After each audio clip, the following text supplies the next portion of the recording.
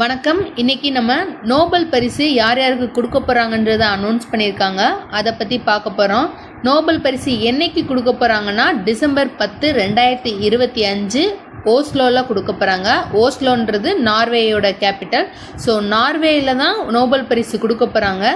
அமைதிக்கான நோபல் பரிசு யாருக்கு கொடுக்க போகிறாங்கன்னு அனௌன்ஸ் பண்ணியிருக்காங்கன்னா மரியா கொரினா மச்சோடா. இவங்க வெனிசுலா நாட்டை சேர்ந்தவங்க. இவங்களுக்கு எதுக்கு கொடுக்குறாங்க அப்படின்னா, வெனிசுலான்றது சவுத் அமெரிக்காவில் இருக்கிற ஒரு கண்ட்ரி.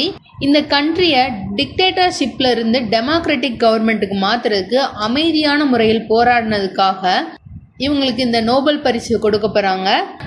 ஸோ அமைதிக்கான நோபல் பரிசு 2025 யாருக்கு கிடைக்க போகுது? மரியா கொரினா மச்சோடா. இவங்க வெனிசுலா நாட்டை சேர்ந்தவங்க. சரிங்களா? நெக்ஸ்ட்டு இலக்கியத்திற்கான நோபல் பரிசு இது யாருக்கு கொடுக்க போகிறாங்க அப்படின்னா ஹங்கேரியன் நாட்டை சேர்ந்த லாஸ்லோ கிராஸ்னஹோர்காய்க்கு கொடுக்க போகிறாங்க. நெக்ஸ்ட்டு உடலியல் அல்லது மருத்துவத்துறைக்கான நோபல் பரிசு.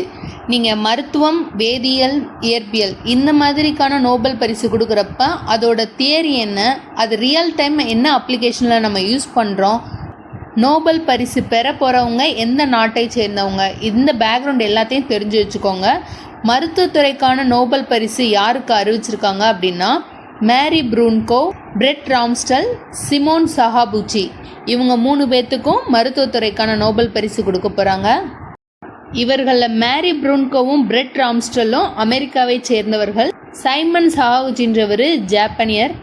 இவர்களுடைய கண்டுபிடிப்பு என்னென்னா பெரிவரல் இம்யூன் டாலரன்ஸ். அதாவது நம்மளுடைய உடம்பில் ரொம்ப ரொம்ப இம்பார்ட்டண்ட்டான என்ன விஷயங்க, நோய் எதிர்ப்பு அமைப்பு தான்.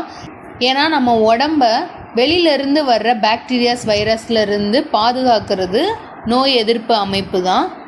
நம்முடைய உடம்பும் நிறைய செல்களால் ஆனதுன்னு நமக்கு தெரியும். ஸோ நம்மளுடைய இம்யூன் சிஸ்டம் எப்படி நம்முடைய உடம்பில் இருக்கிற செல்லையும் வெளியிலேருந்து வர்ற செல்லையும் டிடெக்ட் பண்ணுது அப்படின்றத கண்டுபிடிச்சிருக்காங்க. ஸோ அது மூலமாக நம்ம கேன்சருக்கு ட்ரீட்மெண்ட் பண்ணலாம். ஸோ இந்த தியரிக்கு தான் மருத்துவத்துறைக்கான நோபல் பரிசு கொடுத்துருக்காங்க. வேதியியலுக்கான நோபல் பரிசை நெக்ஸ்ட் கிளாஸில் பார்க்கலாம்.